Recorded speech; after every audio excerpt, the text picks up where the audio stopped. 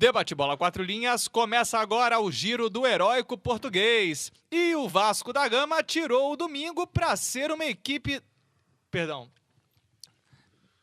Debate Bola 4 Linhas, começa agora o giro do heróico português. E o Vasco da Gama tirou o domingo para ser mais uma equipe da ponta do Brasileirão a desperdiçar a chance de pontuar na rodada.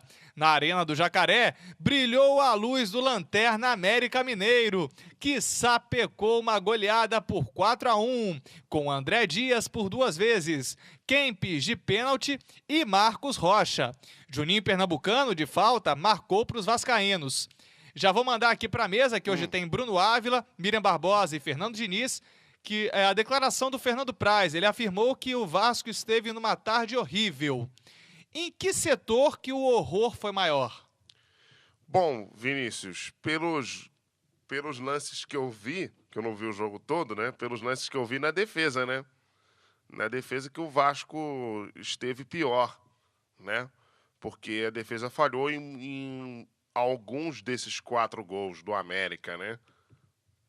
Eu acho que o time do América realmente é um bom time, que está ali na última posição porque tem levado azar em alguns jogos, né? Principalmente fora de casa. E também no início do campeonato ele estava um verdadeiro saco de pancadas. Exatamente. Estava se comportando como saco de pancadas. Exatamente. E agora está começando a se acertar, né? Aos pouquinhos, bem pouquinhos, né? Que agora foi para a 3ª vitória, né? Só no campeonato.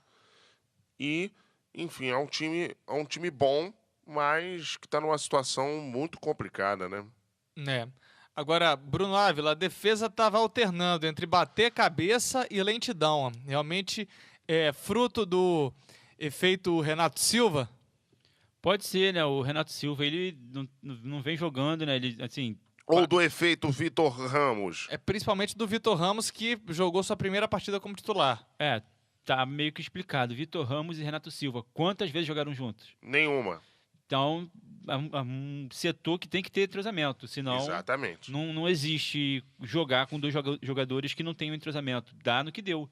Eu estava vendo o jogo e percebi que o time do Vasco estava recuando toda hora a bola pro goleiro. E bolas perigosíssimas, que eram mal recuadas e que o Praz tinha que sair chutando. E o Praz, ele é ruim chutando também. Isso. Isso se viu no gol do Ceará, né? No jogo anterior, né? Deu para perceber que o Praz estava inseguro, né? Nas saídas de bola por cima. É até normal ele falhar. Agora, as por baixo, ele é muito bom e ele estava falhando. Ele não estava com tempo de bola. Então, assim, ele não estava muito seguro com a defesa e isso faz toda a diferença na partida. O goleiro jogar inseguro muda tudo. Sim, porque o time todo acaba ficando inseguro, né? Isso aí. É a ausência do Dedé para você, ou Miriam? Pode ser, mas eu acho que o grupo, é como o Diniz falou, o grupo todo, entendeu? Porque o Fernando Praz, ele tem mostrado, eu até gosto dele, eu acho ele um dos melhores goleiros, mas eu acho que foi o grupo todo. Foi um jogo, assim, eu acho que o Vasco realmente não estava bem, não entrou bem inspirado para jogar. Acho que está sentindo um pouco a falta do técnico. Eu também acredito que ele esteja sentindo aquela coisa de nova adaptação ao Cristóvão, né?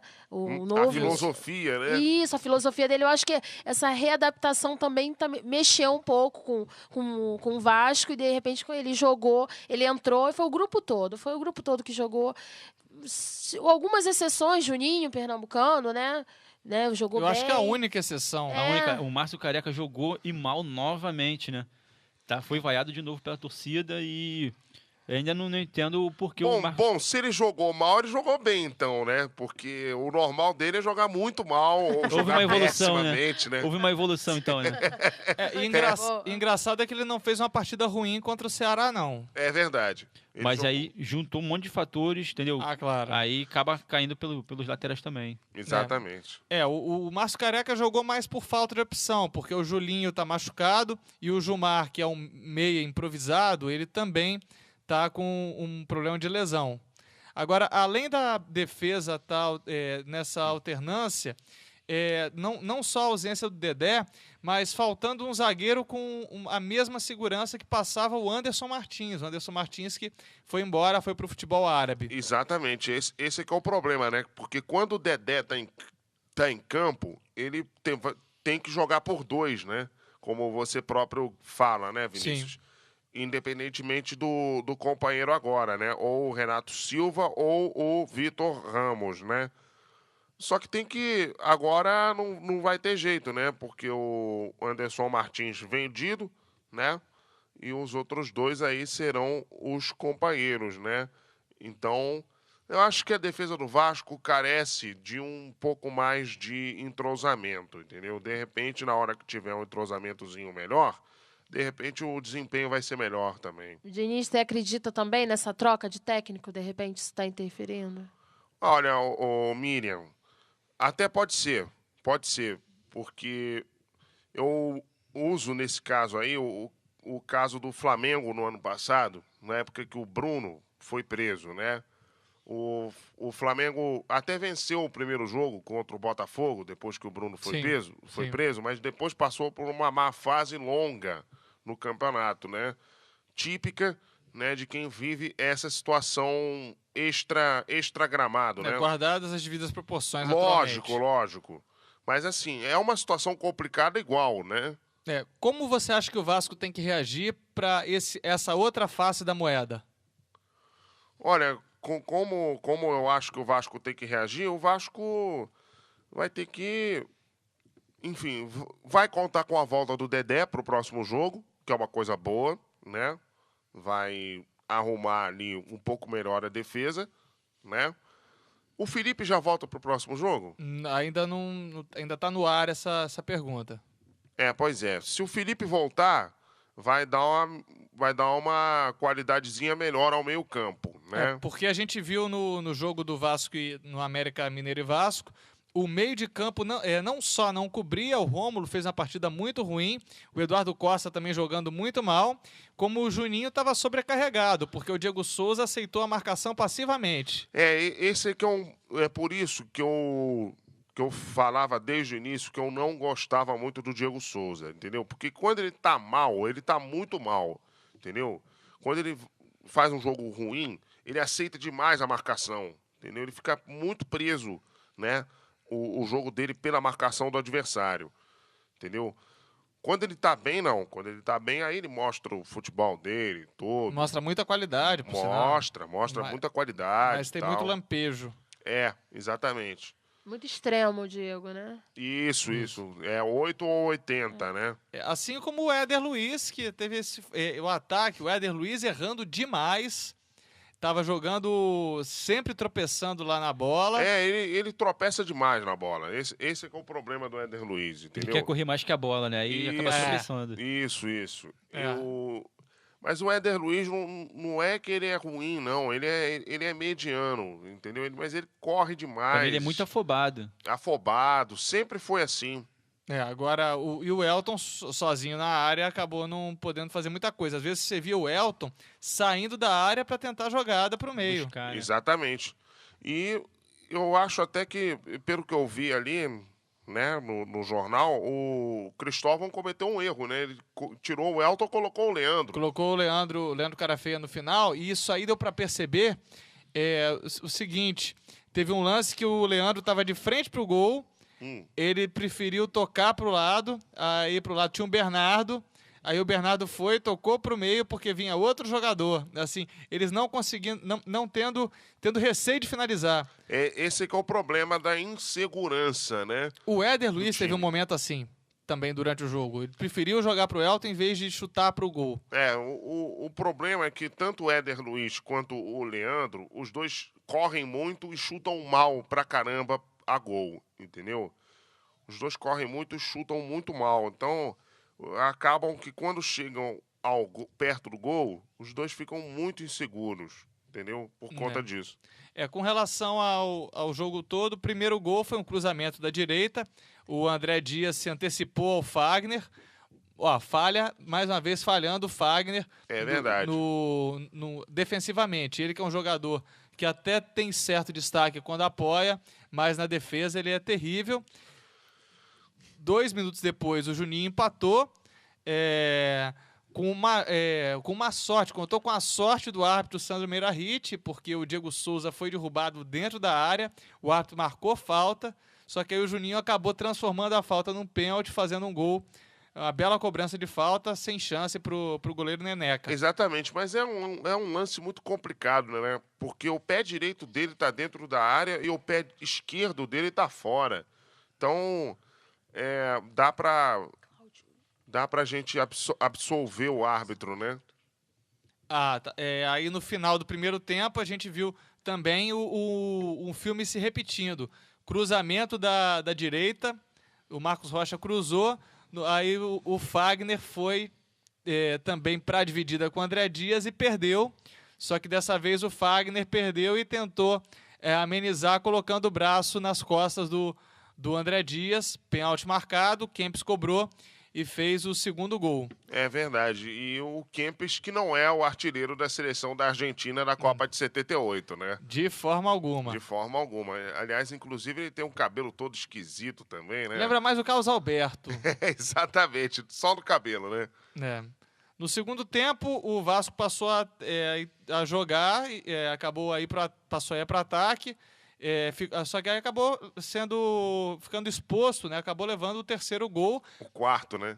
Não, eu tô me referindo ao terceiro gol ainda.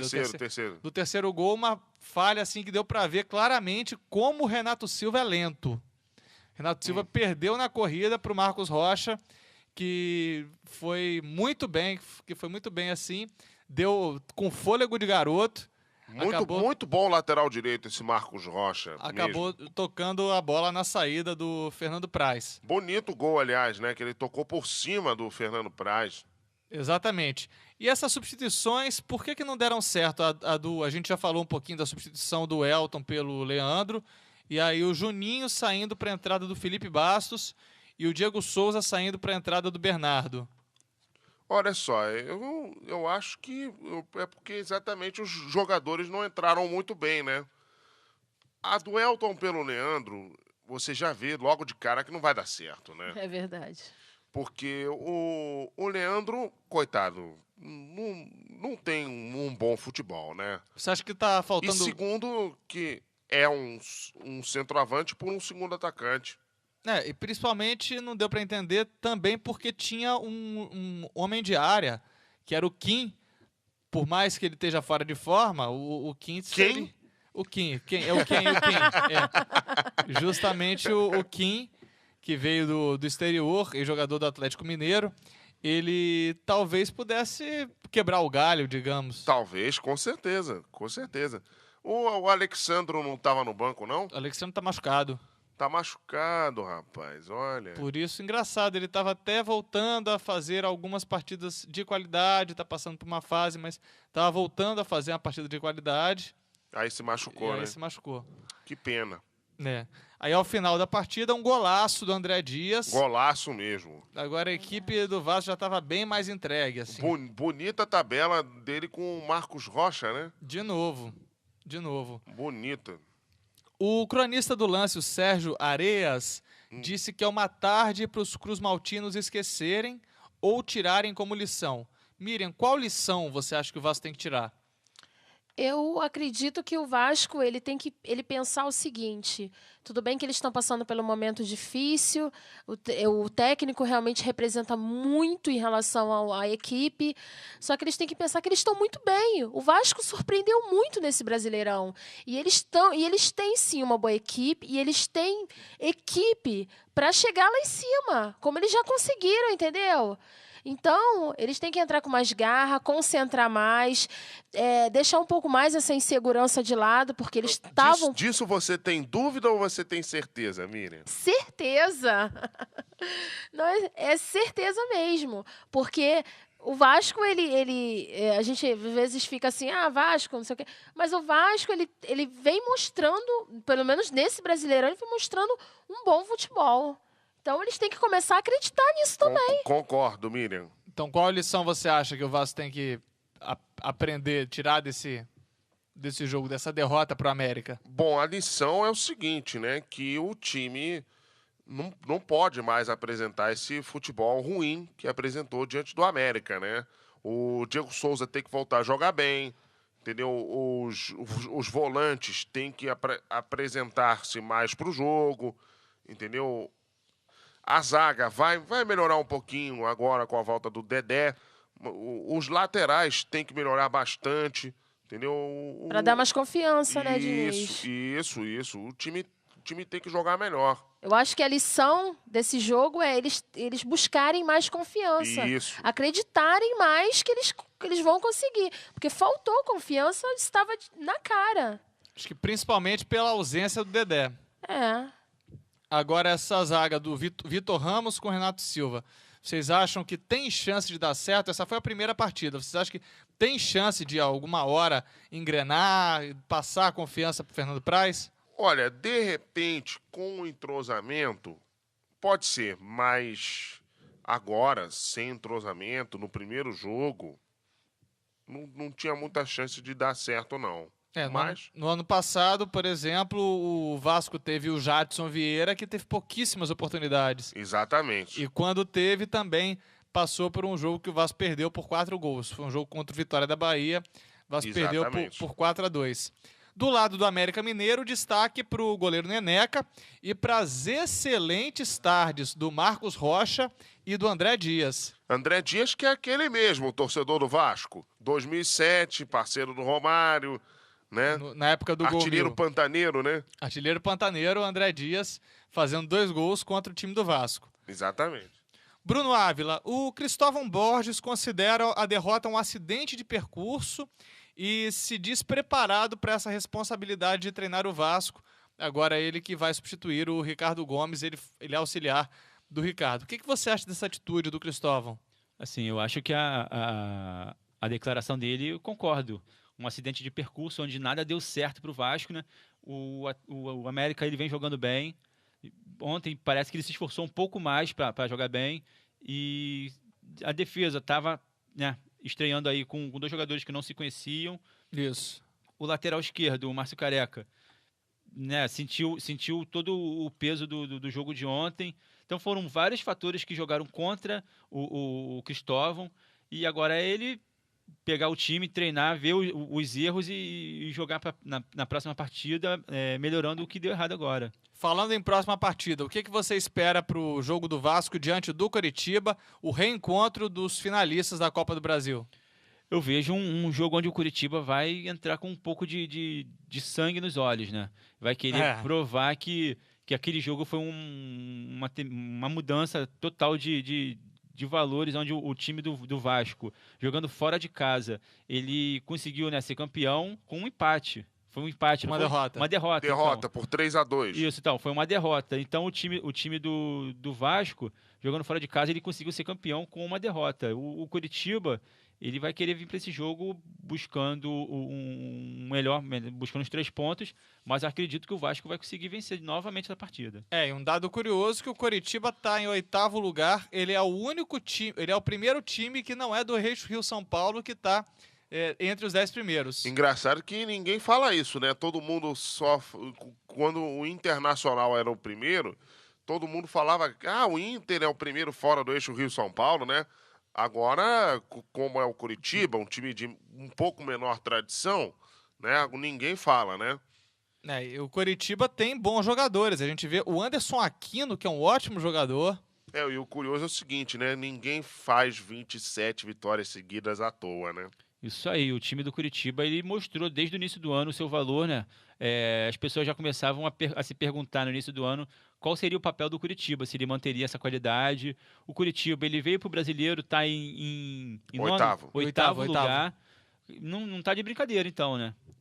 É verdade. O jogo vai ser... E para você, Fernando Diniz, o que esperar dessa partida entre Vasco e Coritiba? Bom, esperar...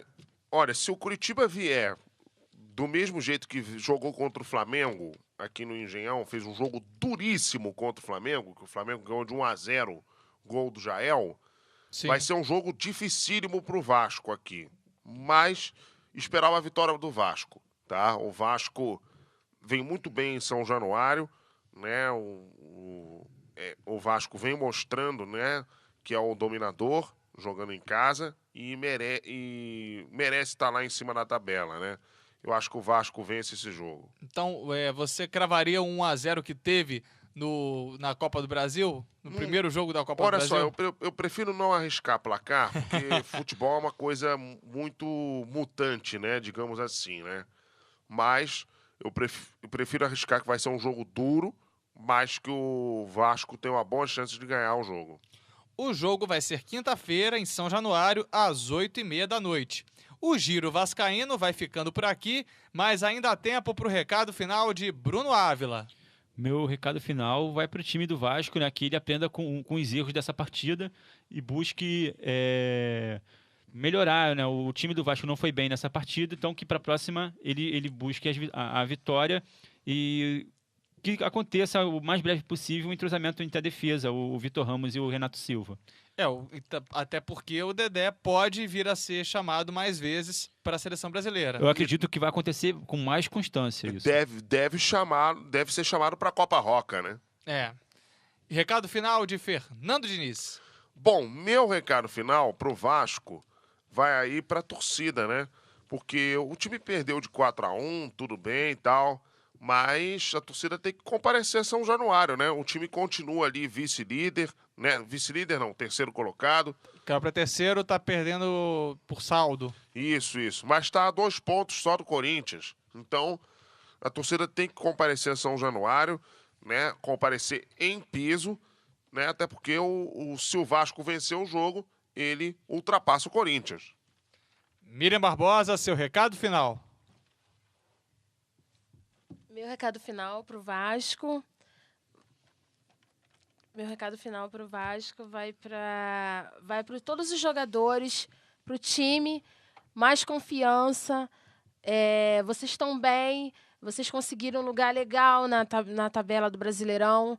Então, meu recado final vai uma dica assim, para o time ter mais confiança, acreditar mais, e para o técnico também, Cristóvão, fazer esse time se acreditar mais em si.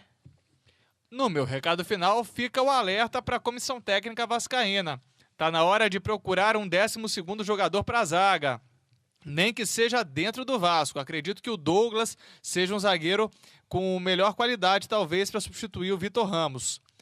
Porque essa dupla aí, Vitor Ramos, Renato Silva, não está parecendo convencer nem os próprios companheiros.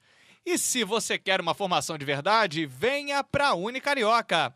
Unidades Rio Comprido, Jacarepaguá, Meier, Bento Ribeiro, Centro e o projeto de 3 Rios.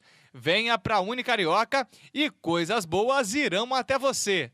Acesse o canal 4 Linhas no seu YouTube, youtube.com/blog 4 Linhas, o 4 em numeral, youtube.com/blog 4 Linhas. Ou também acesse o 4 Linhas pelo blog, radio4linhas.blogspot.com. Dessa vez o 4 por extenso, radio4linhas.blogspot.com. Ainda hoje, a zebra que também passou pelos lados do Flamengo, a expectativa do Botafogo para a rodada no meio de semana, a vitória do Fluminense sobre o Atlético Goianiense, além de um bloco dedicado a falar de toda a bola que rolou no fim de semana do futebol brasileiro. Tudo aqui no 4 Linhas. 4 Linhas, a comunicação está no ar.